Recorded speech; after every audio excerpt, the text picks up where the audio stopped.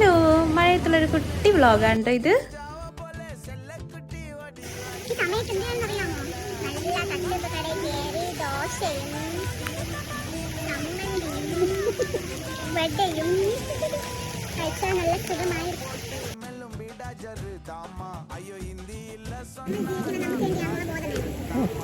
Class എടുക്കണമെങ്കിൽ ice cream വേണം.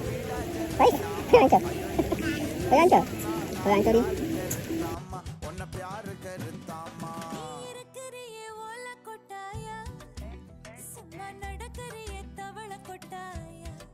നമുക്ക് ഐസ്ക്രീം പിടിച്ച് നടക്കാം.